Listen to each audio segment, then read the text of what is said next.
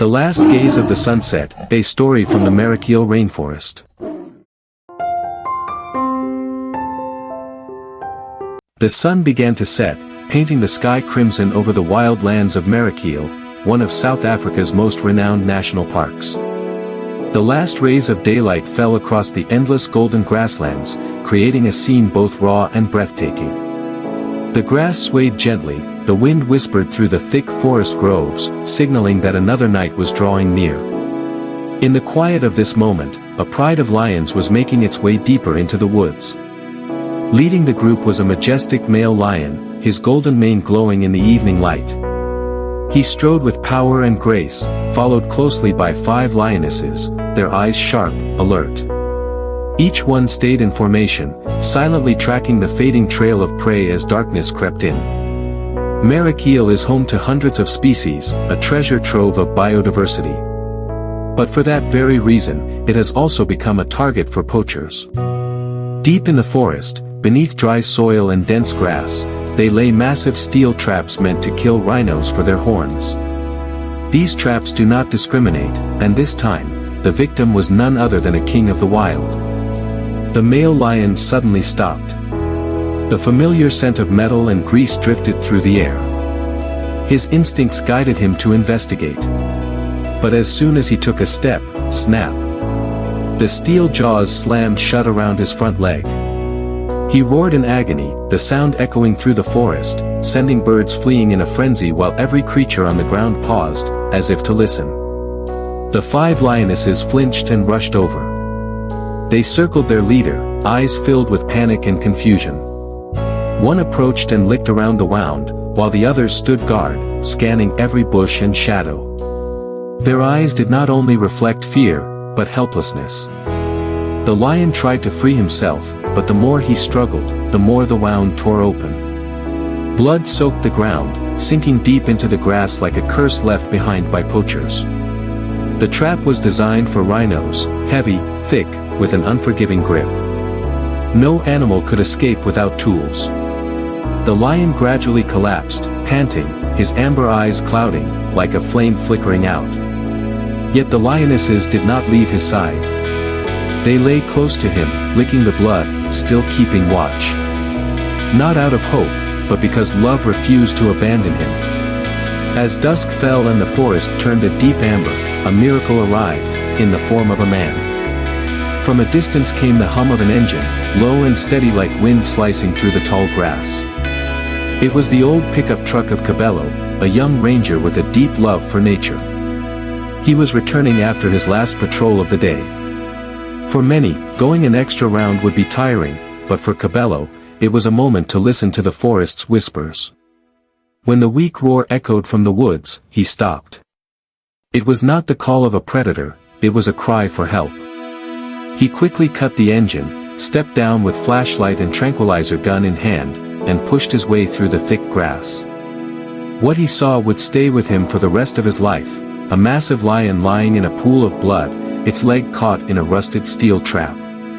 Behind it stood 5 lionesses guarding him, their gazes like blades ready to strike down anything that came too close. His heart pounded, not out of fear, but because of the storm raging inside his mind. Part of him urged to return to the station and call for backup, the safe, protocol-driven choice. But another part, deeper, more primal, spoke hoarsely, "If you leave, this lion will die. Not tomorrow. Tonight." He looked at the creature gasping within its pride. A being that once symbolized invincibility on the savanna, now brought to its knees by the hands of man. In that moment, Cabello felt a pang in his chest, not from fear of the beast, but from shame. Shame that his kind had wounded nature so deeply. He had dreamed of living in the forest since childhood, of protecting wildlife. But this was no dream. This was the moment, where he had to choose between reason and heart. And he chose heart. "I won't let you die alone in the dark," he whispered to himself, a promise. As he stepped into the forest, darkness fell. The night forest was nothing like daytime, it pulsed in quiet life. Unseen whispers rustled the trees. Tiny footsteps of unseen creatures. the chirping of insects like distant drums. The forest at night wasn't loud, but never silent. It spoke to those brave enough to listen. A soft breeze carried the scent of earth, blood, and fear. Cabello's flashlight pierced weak beams through the thick underbrush. Every step was a challenge. Ahead stood the wounded lion, 5 lionesses guarding him. One wrong move, and it could be over. But Cabello moved forward, unwavering. By the time he pried the trap open and ran for the first aid kit, night had fully fallen. He switched on his headlamp, pale yellow light flickering across the deep wound. He exhaled deeply, rummaging for gauze, cotton, saline, and antiseptic. The air was thick with tension. Every motion tensed the pride. Yet none attacked. None fled. They simply stayed. Cabello knelt and gently dabbed at the blood. Under the dim light, the lion's fur was darkened with dried blood and dirt. He tore gauze into strips, soaked them in antiseptic. Each touch made the lion flinch. But it didn't roar. It didn't struggle. It only closed its eyes, as if entrusting its fate to the man's hands. As he worked, Cabello murmured softly, like a lullaby, "It's okay, don't worry. I'm here." He knew the lion couldn't understand his words. But maybe, what soothes a wild heart isn't language, it's unhidden sincerity. A sudden gust chilled him. He pulled his jacket tighter and continued dressing the wound with slow, precise hands. He didn't want to cause more pain. Finally, he injected the stimulant. The tiny needle pierced the skin, and the lion twitched. Cabello clenched his fist, praying the miracle would come in time. In the silence that followed, only heartbeat and breath remained. No one moved. No one spoke. And then, a twitch. A lift of the head.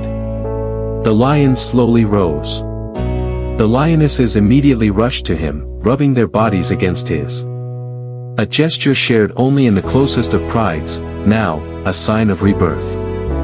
Cabello exhaled. His heart finally loosened after hours of tension. "You did it," he thought, eyes glistening. Baron turned to look at him. No roar. No growl. Just a gaze, deep, warm, and calm. That gaze would stay with him forever. He nodded in farewell, and turned away. As the engine roared to life again, the pride remained where they stood, watching until the last light disappeared. From that day on, every evening as he passed the same patch of forest, Cabello slowed down. Not to search, but to listen. And then, the miracle returned. From afar, he saw Baron, standing tall, eyes following him. Behind him, 4 lionesses, alert, but not hostile. The next day, it happened again. Baron followed the truck for several kilometers, then stopped. Day after day. Never closer. Never aggressive. Just, there. Cabello believed, it was the forest's way of saying thank you. No words needed. No sound required. Just a single gaze, enough to erase the divide between man and wild. If you've ever believed that an invisible thread of trust exists between humans and animals, then perhaps you also believe that every act of kindness leaves an echo in the forest.